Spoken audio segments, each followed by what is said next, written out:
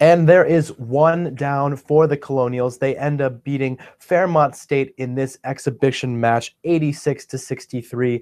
I'm your host for this show, Sean Grant, and today we're going to give you a little quick breakdown of what happened in the game. We are now going to be joined by Cole Anchustegui, who is live at the Smith Center. Cole, what were your immediate reactions following that exhibition match for the Colonials? Well, Sean, the second half was much more indicative of how the Colonials are going to play throughout the season, so that was very encouraging.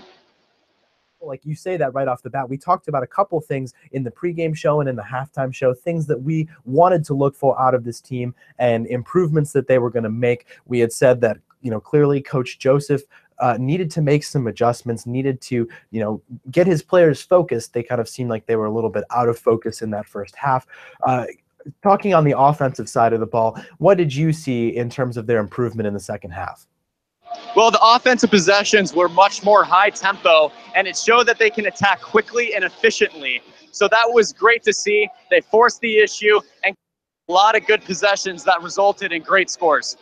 Now, one of the things we talked about was Jair Bolden kind of being the facilitator of that offense, and if he was making good passes, that this would help the offense run more quickly, more efficiently, and again, set up those young guys with good opportunities.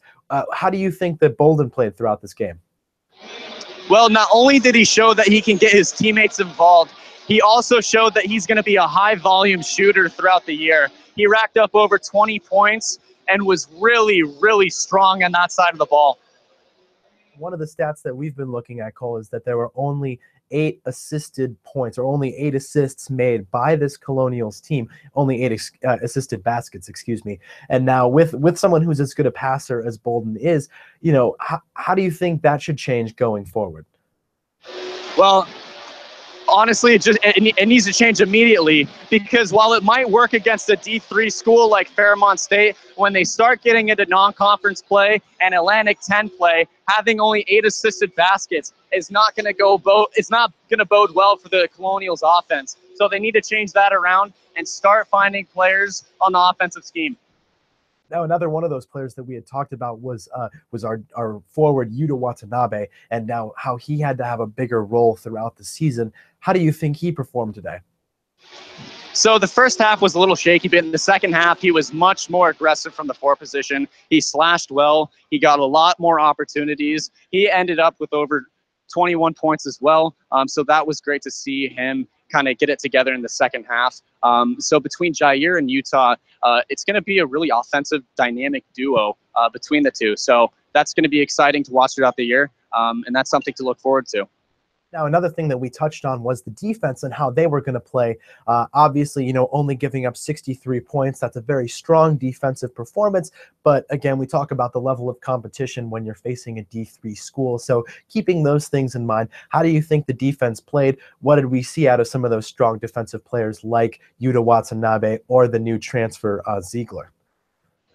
Yeah, the second half was much better than the first. It looked like they were playing more man. It looks like their slides were a little bit better. It limited 3-point offensive production for Fairmont State, and less balls got into the paint as well.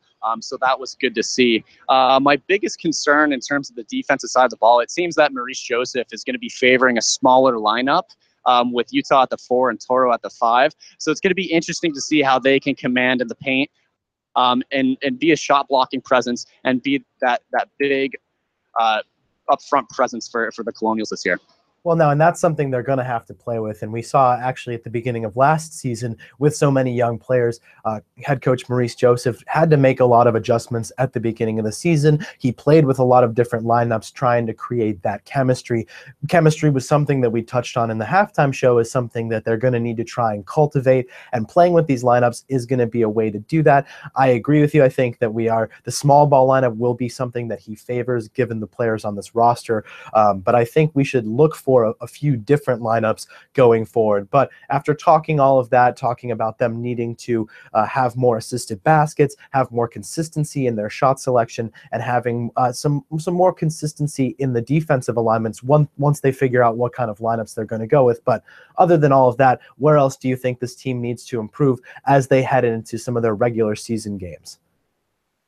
I think it's just the fundamentals. We mentioned in the halftime report that they were struggling against the full court press. We once again saw a couple turnovers happen.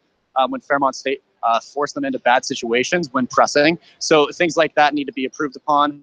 Also, there were silly turnovers like travels and errant passes that need to be eliminated. And then also, in terms of their paint presence, they had a lot of blocking fouls. They weren't sliding their feet well. So look for the Colonials to improve upon those things. And then once they do, I think we'll start to see them be actually very competitive in the Atlantic 10.